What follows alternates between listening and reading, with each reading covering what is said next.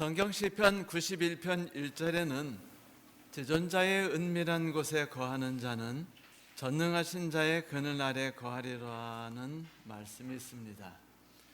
이 말씀이 오늘을 살아가는 우리 모두에게 용기와 위로와 힘이 되기를 간절히 소망합니다. 첫 번째 전투에서 예수께서 하나님을 굳건히 신뢰하는 모습을 보이면서 사단은 많이 당황했습니다. 사단이 누구던가요? 지난 4,000년 동안 싸움에서 거의 패배가 없었던 자가 바로 그가 아닙니까? 그런데 그런 전쟁의 용사가 이렇게 한 방에 나가 떨어지다니요. 그는 예수께서 싸움에서 이기신 모습을 보면서 의아해했습니다. 아니, 이제껏 수많은 사람들이 미래에 언제쯤 성취시켜 주실지 모르는 전혀 알 수 없는 하나님의 약속을 무작정 기다리는 것을 얼마나 견디기 힘들어했던가. 아니, 정확하게 말하면 그들은 다 하나님을 무조건 믿고 따르는 것 때문에 생기는 불완전한 삶을 싫어하지 않았어? 그런데 왜 예수는? 이라고 생각하게 된 거예요. 솔직히 말해서 만약 하나님께서 야곱에게 야곱아 딱 3년만 고생해, 3년을 마칠 때 내가 네게 놀라운 일을 해주마, 네 아버지 지금까지 저렇게 막 나가지만 걱정하지 마라, 3년 뒤에 보름달이 뜨는 그날 내가 하늘에서 내려와서 네 아버지와 형을 아주 단단히 꾸짖어 주마, 그리고 네게 장자권을 확실하게 넘겨주마, 이렇게 약속해 주시고 3년 뒤에 등장하셨다 보세요. 야곱이 아버지를 속이고 형을 속이고 하는 일을 저질렀겠습니까? 아니요, 결코 저지르지 않았습니다. 오히려 신앙 안에서 하나님을 찬송하고 그 기간을 참고 기다렸을 것이에요. 하지만 서운하게도 우리 하나님께서는 언제나 우리 보고 말씀하셔요. 내가 언제 갈지는 네가 알 바가 아니야. 넌 그저 나를 믿고 기다리고 또 기다려. 언제 가는 건 내 결정사항이야. 이렇게 말씀하시니까 이건 정말 죽기보다 힘든 거예요. 만일 하나님께서 광야에서 힘겹게 이동하고 있던 이스라엘 백성들에게 너희가 먹을 거 걱정하지 마라, 너희 음식이 떨어질 즈음 이달 15일 오후 2시에 내가 음식을 너희들에게 다 보낼 준비를 다 끝내놨어, 절차가 이렇게 진행될 거야 라고 말했으면 이스라엘 백성들이 흥분하고 걱정하고 막 노여했을까요? 아니요. 왜요? 착착 단계대로 진행되는데 왜 분노하고 왜 두려워하고 왜 염려를 하겠습니까? 어찌 그들이 하나님께 화를 내고 모세를 죽이려고 했겠습니까? 성도들이요, 우리는 인간이 어떤 존재인지를 잘 이해해야 돼요. 우리 인간은 무언가 눈에 보이는 확실한 것을 꽉 붙잡고 있을 때 마음이 편안해집니다. 그리고 신앙도 막 커가고요, 그때는요 목숨을 걸고 악과 싸울 수 있을 것 같아요. 그런데 스트레스도 벗어나고 불안해지지도 않고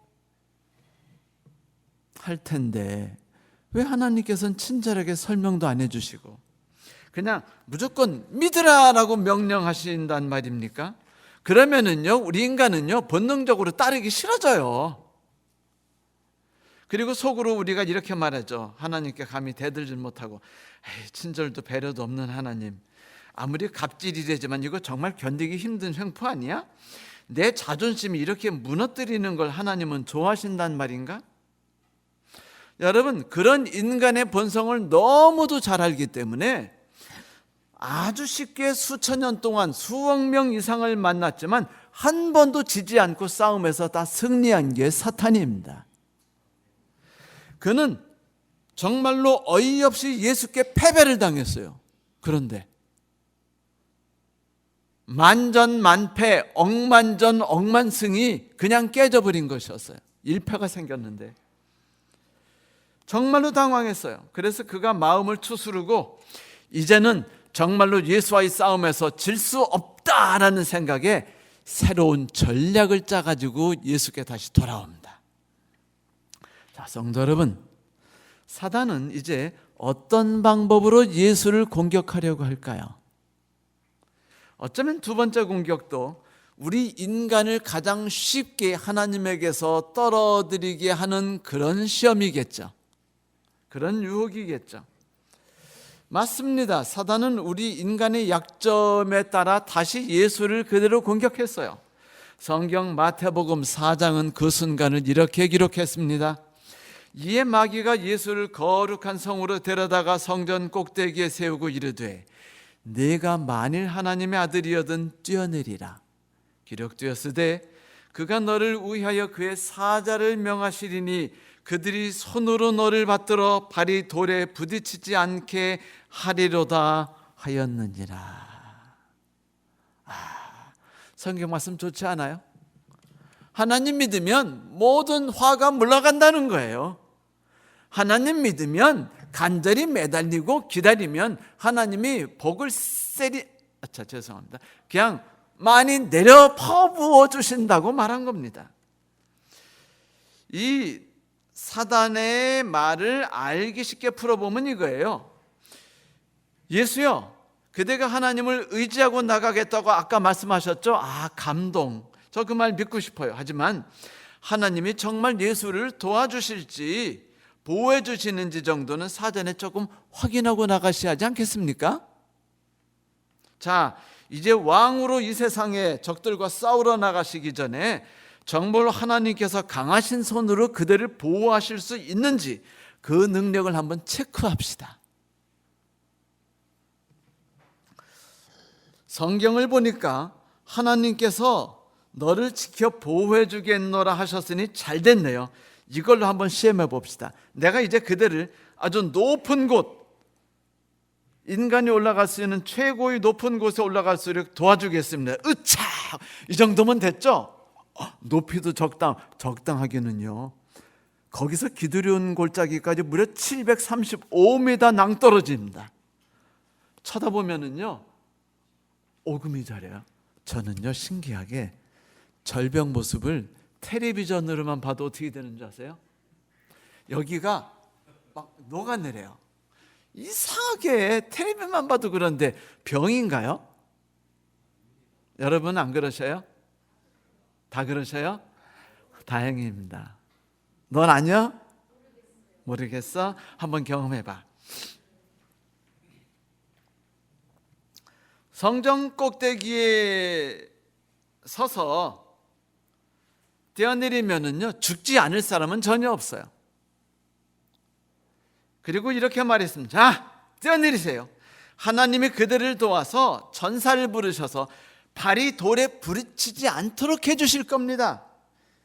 이제 이렇게 확실하게 확인하고 그 다음에 나가십시오. 이렇게 확인하고 일터로 나가라는 사단의 속삭임은요, 실로 초코릇이 달린 그 가득 발린 아이스크림 같은 맛이었습니다. 생각해 보세요. 그저 하나님의 언젠지 모를 내가 너를 도와주리라 라는 약속만 가지고 영적 전쟁터에 나간다는 게 좀 생각 없어 보이지 않나요? 여러분, 뭐든지 사전에 체크하고 좀 맞춰보는 게 좋지 않습니까? 이 장로님은 어떤 성격이세요? 사전에 체크하십니까? 아니면 무작정 달겨드시나요? 네, 저도 그래요. 그래서 마누라한테 자주 혼납니다. 왜냐하면 이게 부정적인 것처럼 보일 수도 있거든요. 자, 그런데 벤자민 프랭클린도요, 준비의 중요성을 강조하면서 이렇게 말한 적이 있대요. 준비에 실패한 자는 실패를 준비한 것이다. 뭐라고요? 준비에 실패한 자는요, 실패를 준비한 거래요. 사단은 바로 이 점을 찝은 거예요.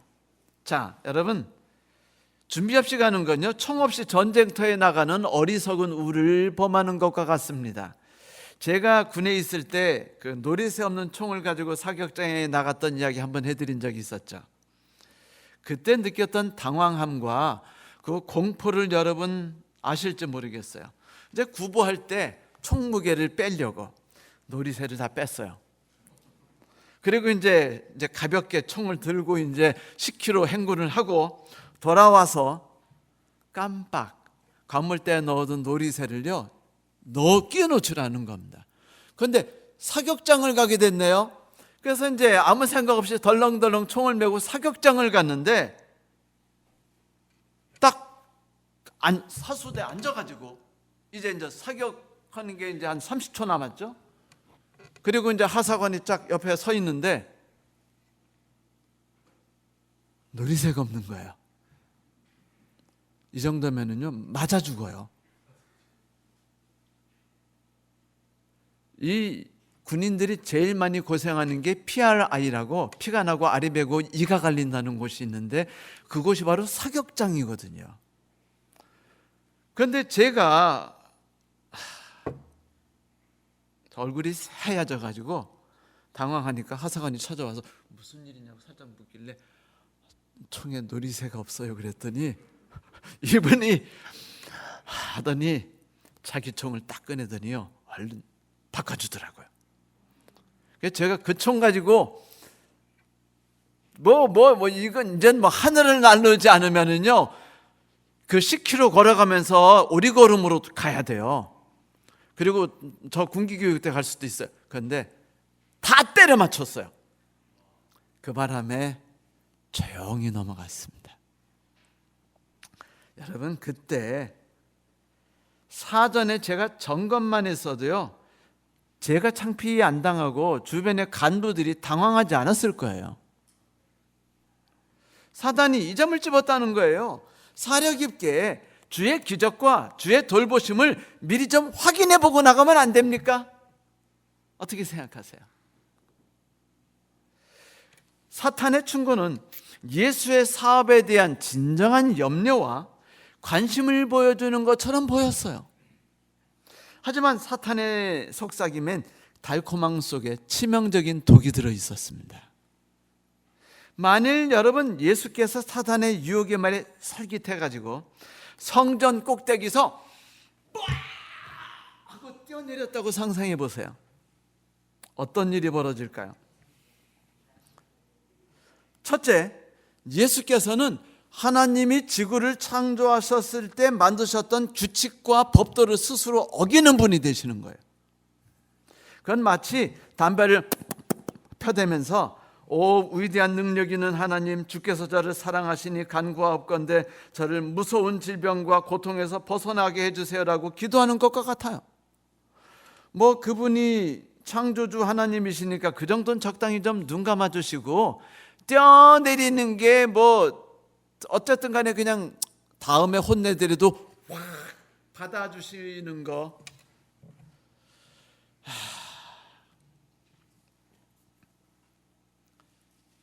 하지만 만일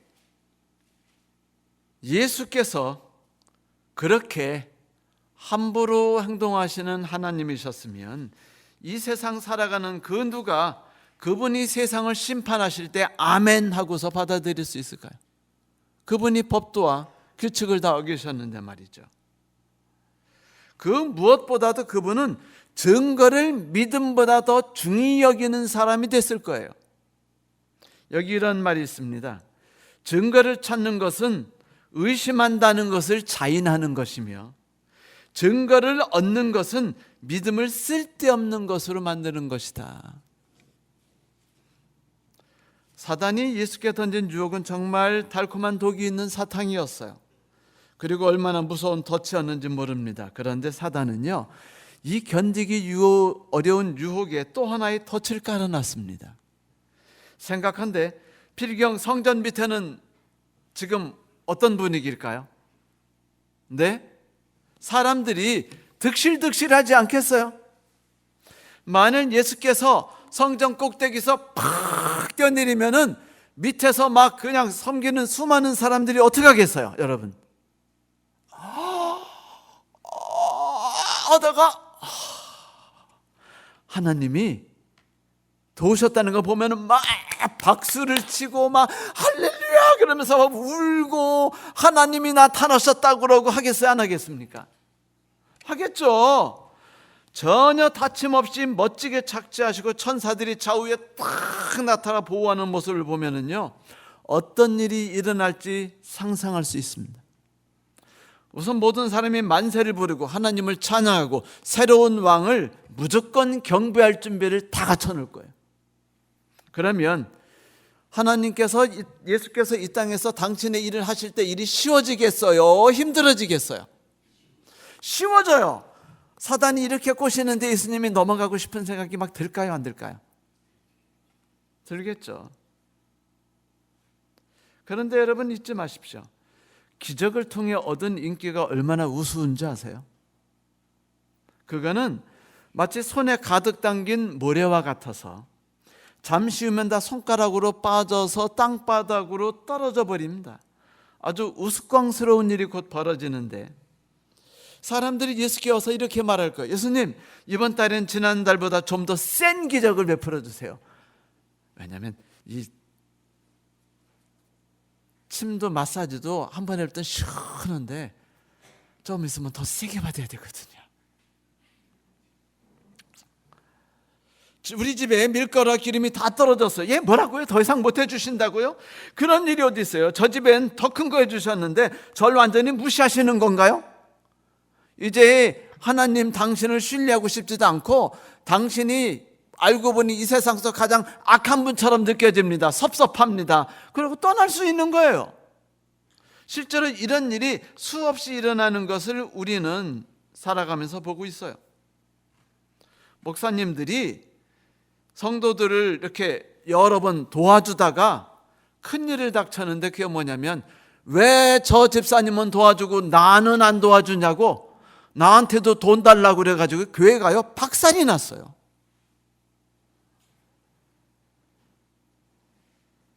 혹은 1년 반만 지나면요 예수께서 성전 위에서 떨어지신 것에 대해 사람들이 긴가민가하면서 기적은 무슨 그때 우리가 잘못 봤겠지, 아마 사람들이 안 봤는데 봤다고 막 우기는 걸 거야, 마술로 속였을 거야, 세상에 그런 기적이 어디 있단 말이야 라고 말했을 거예요.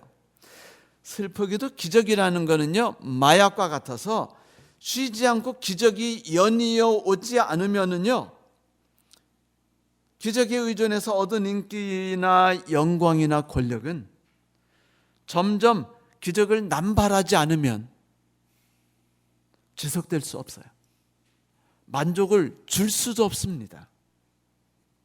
성도 여러분, 혹시 기적을 통해서 하나님의 일을 쉽게 할 수 있으리라는 생각이 들면 과감하게 그런 믿음과 생각은 포기하십시오. 그렇다면 과연 우리의 왕 예수께서는 사탄의 공격을 어떻게 이해하셨고 또 어떻게 방어하셨을까요? 그 싸움에서 승리하셨을까요?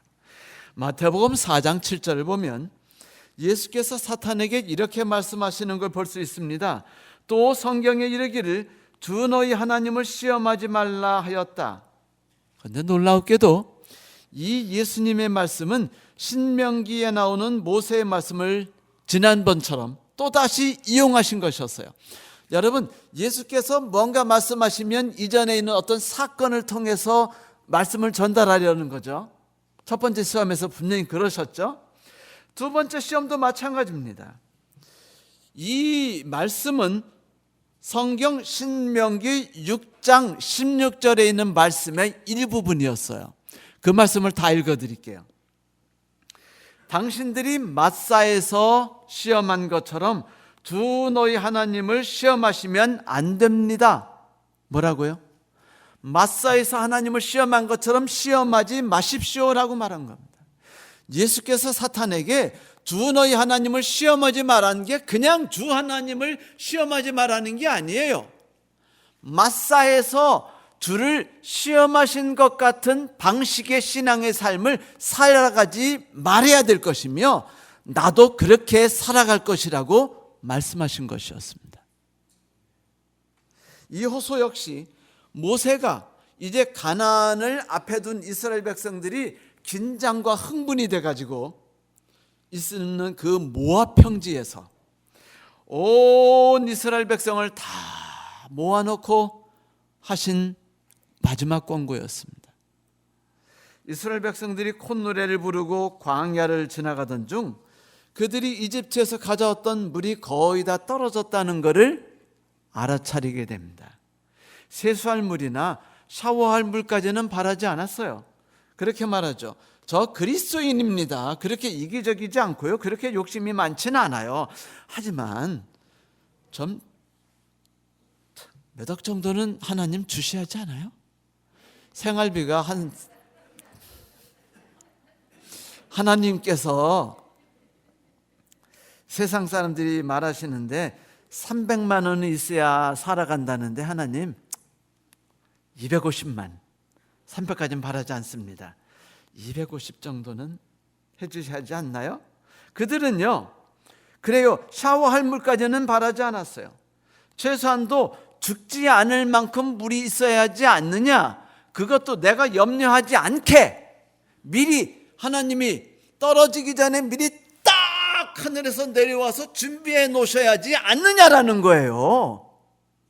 걱정하기 전에, 염려하기 전에 만들어 놓으셔야 하지 않느냐는 겁니다.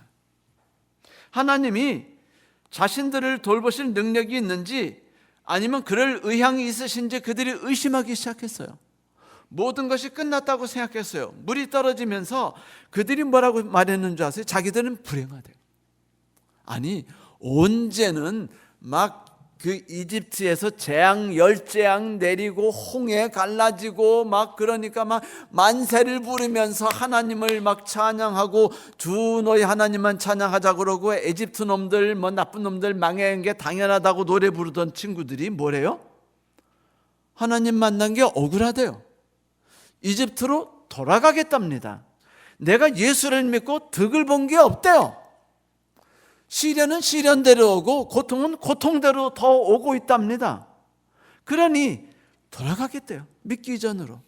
그때는 차라리 양심이라도 덜 꺼림칙했는데 지금은 똑같이 고생하는데 양심까지 찔리니까 더 힘들다는 거예요. 아니, 고장 물조차 해결하지 못한 하나님이 왜 우리를 이집트 그 좋은 곳, 이전엔 좋다고 말하지 않았거든요. 근데 이제 좋은 곳이래요. 좋은 곳을 떠나서 이 사막으로 데려왔냐고, 우리를 여기서 몽땅 죽이려고 하느냐고 그들이 화내다가 성질을 못 이겨가지고 이제 모세를 죽여버리려고 합니다. 여러분, 폭동이 일어나면 처음엔요 시위로 시작해요. 그런데 흥분이 되면 어떻게 하죠? 옆에 있는 차를요 망치로 부수고 그 다음에 불을 지르고 가게를 부러뜨린 다음에 물건을 약탈하기 시작하는 게 인간의 심정이에요. 자연스러운. 처음엔 모세와 하나님에게 그냥 하나님 이러면 안 되지요 라고 말하려고 우르르 찾아갔는데 힘으로 좀 밀어봐야죠. 단체 힘이 좀 세잖아요. 그렇죠? 그랬는데 하다 보니까 열이 나가니까 이제는 뭐 예수고 뭐 나발이고 하나님이고 나발이고 모세는 그냥 죽여버려야 돼요. 이렇게 바뀌는 게 이게 인간의 심리가 돼버렸어요. 성도 여러분, 하나님과 모세에게 화를 내고 대들던 그들의 모습이 신기해 보이지 않으세요? 우리 같으면 그렇게 살지 않을 것처럼 느껴지지 않으십니까?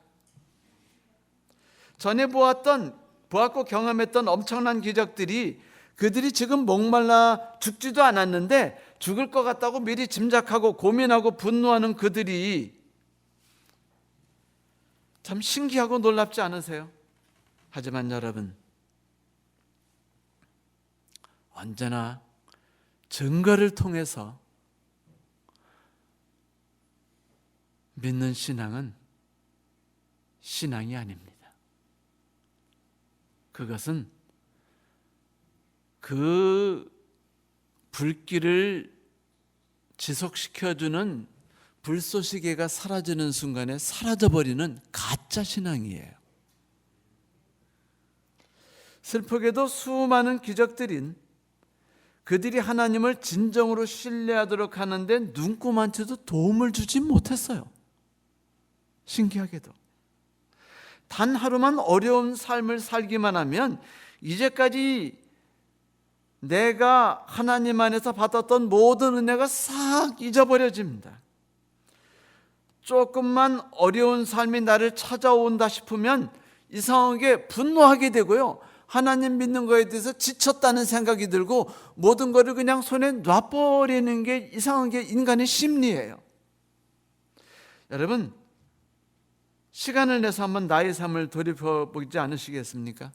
삶이 불편했을 때, 언제 하나님이 나의 삶을 이 고통스러운 삶에서 돌이켜 주실지 도저히 보이지 않을 때, 우리가 누구 탓을 하고 누구에게 분노했는지, 남편인지 혹은 아내인지, 아니면 직장 상사인지, 아니면 요즘 다 하듯이 대통령에게인지, 아니면 세상 모든 것들에 대한 건지, 아니면 교회와 하나님, 견디기 어려운 일이 생기면 사람들은 대부분 자신들이 주변에 누군가 때문에 어려움을 겪고 있다고 믿고 생각하는 습관이 있습니다. 하루는 어떤 장님이 밤길을 나서기 전에 등불을 마련해서 길을 나갔어요. 왜냐하면 자기는 길을 보지 못하지만 다른 사람들이 자기에게 부딪히지 않도록 하기 위함이었죠. 그런데 가다가 콱 부딪히고는 넘어졌습니다. 서둘러 더듬거려가지고 이제 등불을 찾아가지고 일어나서는 막 화를 냈어요. 여보시오, 눈 좀 똑바로 뜨고 다니세요. 신경질적으로 말하자 상대방이 말하기를, 아니, 칠흑처럼 어두운 밤길에 눈을 뜨고 다녀도 보이지 않는데 당신은 눈도 뜨지 않고 왜 걸어가시오? 라고 물었습니다. 그러자 소리치니까 더 화가 나서, 난 소경이지 않습니까? 당신이 이 등불이 보이지 않나요? 그러자 다그치니까 말하기를, 당신 등불이 꺼져 있구려. 많은 사람들이 삶에 어려움이 닥쳤을 때 이것이 나로 인해서 약이 된 것이라고는 아무도 생각하지 않아요. 다 남이죠. 저 장로 때문에, 저 집사 때문에, 저놈의 정부 때문에, 저놈의 왼수 남편 때문에. 꼭 왼수라고 하죠, 귀엽게. 너무 원수라고 안 해주셔서 참 감사해요. 성도 여러분, 결코 기적이 사람들로 하여금 하나님을 믿고 따를 수 있게 해줄 수 있다고 생각하지 마십시오. 하나님이 사전에, 얘야, 내일 내가 이런 일을 해줄 거야. 그 계획서 내가 너한테 보여줄게. 자, 보이지? 이것대로 내가 너의 이렇게 앞길을 지도하고 보호할 테니까 믿고 따라. 알았지? 걱정하지 마. 이렇게 해주는 것이 우리의 신앙을 강건하게 해준다고 상상하지 마십시오. 그런 신앙은 쉽게 사람들을 흥분시켜서 교회로 몰고 있게 할 수 있을지언정 조금만 어려움만 닥쳐도 바람에 날리는 낙엽처럼 다 떠나게 만들 겁니다. 과거 이스라엘 백성들이 기적을 의지해서 하나님을 믿었어요. 그리고 어려움이 닥치자 그들을 의지했던 근거가 한 줌도 않고 다 사라져버리고 이제 하나님에 대한 확신이 없으니까 그들이 말하기를 증거를 주세요라고 말했습니다. 우리가 하나님을 믿고 따를 분명한 증거를 보여달란 말이야. 그래야 우리가 하나님을 따르든 믿든 말든 할 거 아니야. 그래, 지금 이집트로 돌아갈까? 여러분, 이거 협박이에요, 아니에요? 협박이에요. 이스라엘 백성들은 이런 방식으로 그렇게 하나님을 시험했던 것이었습니다. 뭐 했다고요? 어디서요? 마사에서. 사랑하는 성도 여러분, 예수를 믿고 그분이 자녀가 되면 들어와도 복을 받고 나가도 복을 받는다는 매력적이기 때문에 만세를 부르고 교회 들은 수많은 분들이 예상과 다르게 사망의 음침한 골짜기 뒤에 또 사망의 음침한 골짜기가 있고 그 뒤에 끝난 줄 알았는데 또 사망의 음침한 골짜기가 있다는 것을 안 다음에는요, 고통, 분노, 슬픔 속에서 힘들어하기 시작합니다. 내가 당한 이 억울함, 나를 괴롭히는 저 나쁜 놈에 대한 분노감, 그리고 상실감이 우리로 하여금 머리를 아프게 해요.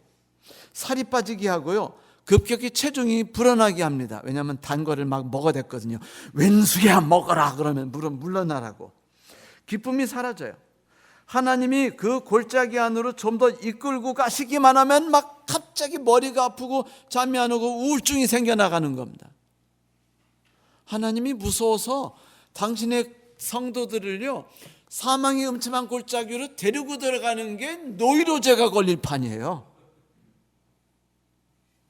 우리가 슬퍼할 때, 우리가 분노하고 있을 때 사단은 언제나 어깨를 빌려주려고 하죠. 그리고 이렇게 우리 참지 마. 넌 참을 만큼 참았어. 지렁이도 밟으면 꿈틀하는 거 아니야? 2번 참으면 돼. 3, 4번이야. 이제 넌 분노를 터뜨려야 돼. 저 나쁜 놈이 내게 저지른 나쁜 일이 어떤 것이었는지 몰라. 내가 하나하나 되짚어 줄게. 자, 내 어깨에 머리를 기대. 네가 당했던 수모, 홀대, 무시 모든 걸 하나씩 꺼내줄 테니까 다 살펴보고 되씹어봐. 너를 이렇게 힘들게 내버려 두시다니. 오, 하나님도 너무하시지. 어떻게 네가 이렇게 어려운 삶을 살고 있는 것도 모르신단 말이야. 사단이 어깨를 기대고 있는 동안 우리 마음속엔 점점 실망과 점점 분노와 점점 좌절과 점점 실망이 차오르기 시작합니다. 그러니 결코 사단이 위로한다고 내미는 손을 잡지 마십시오.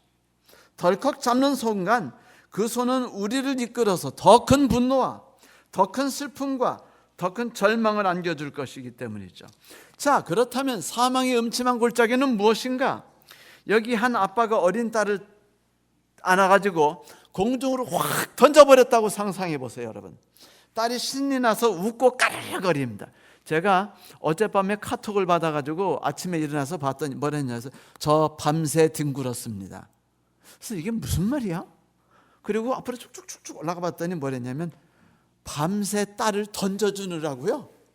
밤새 던져주느라고 자기가 그렇게 고생하면서 뒹굴었대요. 그런데 제가 그 이야기를 듣고 생각했어요. 마룻바닥에서 1.5m 이상을 던지면은요 몸이 확 뒤집혀요. 그러면 내가 어떻게 뭐 고양이도 아니고 탁 해가지고 땅에 멋지게 착착지할 수 있어요, 없어요? 딸이 생각합니다. 공중에서 순식간에 떨어지면 최소한 치명상이야. 그래 안 그래요? 네?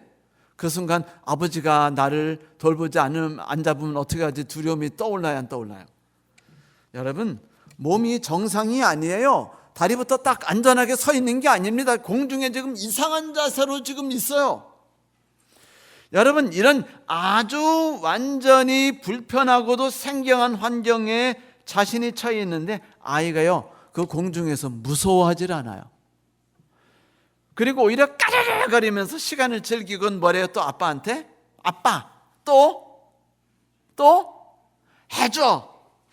왜냐하면 우리는 그녀가 아빠를 믿고 아빠의 사랑을 믿기 때문에 그 불편하고 불안하고 답답한 순간이요 롤러코스터 타는 재미를 생각해 버려요. 수많은 그리스도인들이 사망의 음침한 골짜기를 들어가면서 울며 분노하고 좌절하면서 신앙을 하는 것이 옳은가 그런가 막 혹은 내가 뭔가 11금을 덜 내서 그런가 이런 고민할 때 이 아이는 어떻게 한다고요? 까르르 웃는다고요. 교회를 나가서 저 밖을 보십시오. 여러분, 아이가 고통을 즐기는 것처럼 살아가는 사람들이 많다는 걸 알 수 있어요. 여러분, 케빈 코스터너라고 아시죠? 유명한 배우죠. 사람들이 그분을 꽤 존경한대요. 근데 그 이유 중에 하나가 그가 쓴 그 책과 글 때문인데 이런 글을 썼어요. 원하는 삶을 살아가기를 원하신다면 원하지 않는 삶이 그들을 찾아올 때 기꺼이 받아들이세요. 원하지 않는 삶이 다가오면은 그걸 받아들여야만이 비로소 원하는 삶이 그들을 찾아옵니다. 하나님을 알지 못하는 사람도 불편한 삶을 극복하고 고통스럽고 힘든 삶이 우리를 더 높고 더 넓은 세상으로 이끄는 달이라고 믿고 있는데 하나님 믿고 있는 우리가 그들보다 못해서는 되겠습니까? 어린이보다 못해서 되겠어요? 그런데 우습게도 수많은 그리스도인들이 저 사망의 음침한 골짜기에서 넘어졌어요. 저 200만이 넘는 이스라엘 백성들이 구부러진 길 앞에서 왜 길이 구부러져서 그 너머가 보이지 않느냐고 지금 난리를 쳐대고 있습니다. 증거를 달래요.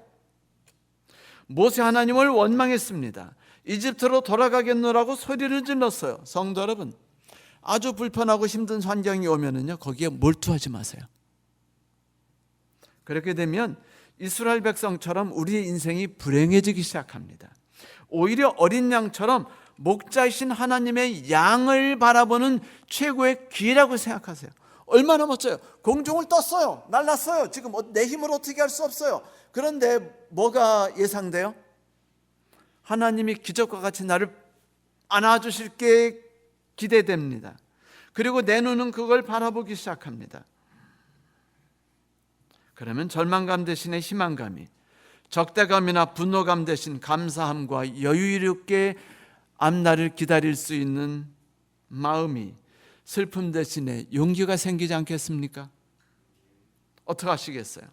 나의 손을 잡고 계시려는 하나님의 따뜻한 손을 느끼시겠습니까? 아니면 저 차갑고 혹독한 환경만을 바라보고 그 손을 잊어버리시겠습니까? 지금 모세는 백성을 격려하고 있어요. 너희들이 가나안에 들어가면은 과거에 마사에서 하나님을 시험했던 것 같은 시험을 하지 마라. 어려운 상황에 빠지면 환경을 바라보지 말고 뭐를 바라보라? 하나님을 바라보라. 하나님의 어깨에 그대의 머리를 기대어 쉬라. 결코 여러분, 하나님을 의지하는 일만큼은 쉬지 마십시오. 그분을 신뢰하고 그분의 길이 의의 길이라는 걸 믿으십시오. 그리고 믿고 잠잠히 기다리는 일을 결코 멈추지 마십시오. 이게 항상 기뻐하고 쉬지 말고 기도하며 범사에 감사하는 길입니다. 우리 하나님께서 우리를 돌보시는 것을 결코 멈추는 일이 없기를 바라십니까? 그렇다면 하나님을 신뢰하고 의지하는 일이 결코 멈춰지지 않도록 해주십시오. 그러니 그분이 우리로 인해서 낙담하지 않도록 하자는 말이죠. 자, 이제 모세가 우리에게 하는 말을 가만히 귀 기울여 봅시다. 여러분은 마사에서처럼 주님을 다시는 시험하지 마십시오. 여러분, 지금 120세가 다 된 할아버지가 지금 백성들에게 따뜻하고 안타까운 마음으로 호소하고 있는 내용입니다. 여러분, 마사에서처럼 주님을 다시는 시험하지 마십시오. 사탄이 예수를 유혹했을 때 성경을 이용했다는 건 정말 놀라운 일입니다. 그래요. 그는 성경 말씀 중에 가장 중요한 부분을 쏙 빼버리고 나머지 부분만 인용했습니다. 성경 원래는 시편 91편 9절에 이렇게 돼 있어요. 네가 말하기를 하나님은 나의 피난처시라. 뭐예요? 내가 하나님을 미리 의지해요. 하고 지존자로 너의 거처로 삼았으므로 부분을 빼버린 겁니다. 하나님을 신뢰하는 자는요, 불행이 자기를 덮치더라도 불행이 보이지 않고 하나님의 축복이 보여져요. 그 속속에 함께 하시는 하나님을 보게 됩니다. 그래서 주의 천사들이 두 손으로 너를 굳게 붙들어 줄 것이다라고 시편 91편에 이야기하고 있는 거예요. 전제 조건이 뭡니까? 하나님을 신뢰하는 자, 양이 목자를 따라가는 것처럼 오직 목자만 바라보는 자가 전제 조건인 것이에요. 성도 여러분, 저는 우리 모두가 이 험한 세상을 살아가고 있다는 걸 압니다. 한 분도 결코 쉬운 인생을 살아가는 분이 없어요. 한 분 한 분 이야기를 들으면 눈물이 나고 마음이 찢어지게 아프고요, 어찌할 바 모르는 심정이 드는 것이 사실입니다. 여러분, 오죽하면 민수기 제목이 광야에서였겠어요. 광야에서. 책 제목이 너무 가슴을 뭉클하게 하지 않습니까? 광야에서. 그게 책 제목이에요. 뒤를 잘랐어요. 광야에서. 하지만 그 어떤 어려움 속에서도 하나님의 보호를 갈구하기 전에 먼저 내가 하나님의 사랑과 그분의 인자심을 충분히 믿는가를 질문하며 살아가면서 문장 중에 어떤 부분도 빠지지 않게 되기를 소망합니다. 그렇게 해서 우리가 만나는 삶이 정말로 사망의 은침한 골짜기가 아니라 하나님이 우리를 위해 설계해 주신 의의 길이 되도록 하자는 거죠. 어쩌면 이 광야에서라는 제목은 어쩌면 하나님의 인생에 대한 뜻과 그런 걸 가장 잘 보여주는 것 같아요. 우리가 살아가는 삶의 고통 속에 걸어가는 광야 같지 않습니까? 그렇지 않나요? 다 광야를 걸어가셨죠. 그래서 민수기 제목이 광야예요. 원래 광야에서가 제목이에요. 앞으로 민수기라고 부르지 마세요. 그 책 제목 광야에서입니다. 우리가 고통 속에 걸어가고 있는 이 광야가 바로 우리에게 축복의 장소라고 모세가 이야기했습니다. 오직 이 광야를 걸어가면서 우리는 하나님과 함께 할 수 있는 특권을 가졌어요. 양이 목자를 따라가듯 오직 나의 가는 인생길에서 하나님만을 의지하고 그분이 이끄시는 대로 물이 없어 보여도 빵이 없어 보여도 하나님이 나를 이끌어 가셨다는 놀라운 기적의 이야기를 후일담으로 써볼 수 있으면 얼마나 행복할까요? 이게 민수기가 아닙니까? 전 여러분들께 호소합니다. 집에 들어가시면 민수기를 한번 써보십시오. 오늘 하루 내가 광야에서 걷는 동안에 하나님께서 나에게 어떤 삶으로 나의 삶을 인도하셨는지를 한번 써보시라는 거예요. 모세처럼. 마사이에게는 슬프니까 쓰지 마세요. 내가 하나님으로 인해서 행복했고 감사하며 의지함으로 얻어냈던 것을 써보자는 겁니다. 그리고 광야의 삶을 통해서만 의의 길이 존재한다는 거 아시지 않습니까? 그걸 경험해 보세요. 바로 그 광야에서 우리 하나님께서 우리에게 이렇게 말씀하셨어요. 그가 나를 사랑하니 내가 그를 건져주리라. 그가 내 이름을 알고 받아들이니 내가 그를 보호하고 높여주리라. 얼마나 멋지고 아름다운 말씀인가요? 얼마나 위로가 되고 힘이 되는 말씀입니까? 사랑하는 성도 여러분, 하나님께서 우리를 보호하시고 환난 가운데서 우리를 보호하시는 걸 경험하고 싶으시죠? 하나님께서 우리와 함께 하시고 떡을 주시며 우리를 어미새의 날개처럼 덮어주시는 것을 느끼고 싶지 않으십니까?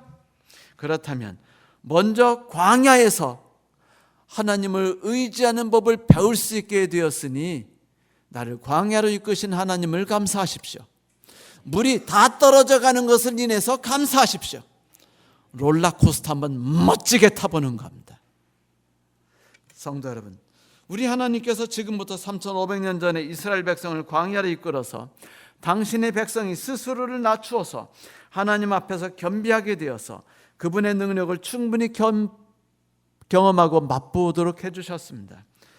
그 하나님께서 이제 당신의 아들이시며 우리와 함께 길을 걸어갈 위대한 왕 예수 그리스도를 광야로 이끌어 가셨어요. 거기서 우리의 왕은 하나님과 함께 광야의 땅을 밟으시고 우리가 따라서 밟을 길, 의의 길을 만들어내고 계셨습니다. 성도 여러분, 우리 주 예수께서 저 높은 성전 꼭대기에서 우리에게 들려주셨던 그 말씀이 감동 깊지 않습니까? 마사이 이야기 말입니다. 그분께서는 누군가의 사랑을 받고 또한 그 안에서 그를 의지하고 사랑한다는 것이 얼마나 아름다운지를 우리에게 알려주셨어요. 또한 누군가의 사랑을 알지 못하고 불신한 채 살아간다는 것이 얼마나 인생에게 가장 큰 고통을 가져다 주는지를 알려주셨습니다. 자, 이제 사탄이 우리를 저 성전 꼭대기에 올려두고 속삭일 때 우리는 사탄에게 그리고 우리 자신의 분노하고 절망스러운 마음을 향해서 무엇라고 대답하시겠습니까? 절망 가운데 희망이 있음을 결코 잊지 마십시다. 절망 가운데 희망이란 어느 어두운 숲과 오두막창에서 나오는 작은 빛과 같습니다. 달빛이 한 점 없고 구름이 온 땅과 하늘을 짙게 덮은 어느 밤, 숲속에 어두운 가운데 집 한 채가 있었습니다. 눈이 가득 덮이고 온 땅은 가득한 추위로 움츠러져 보였어요. 오직 짙은 어두움과 외로움이 가득한 숲을 보면서 화가는 지비창 하나에 노란 잉크로 점을 찍었습니다. 그러자 갑자기 그 어두운 숲 전체가 따뜻하게 바뀌는 것이었어요. 절망감이 가득해 보이던 숲이 희망으로 가득 차 보였습니다. 저는 우리 하나님이 절망 가득한 나의 삶, 어두움 속에서 우리의 삶을 따뜻함 속으로 이끌어 주시는 중심임을 믿습니다. 그리고 우리가 하나님을 신뢰함으로 인해서 받은 따뜻함이 절망 속에서 헤매는 수많은 사람들에게 나누어 줄 수 있는 큰 힘이 될 것을 믿습니다. 감사합니다.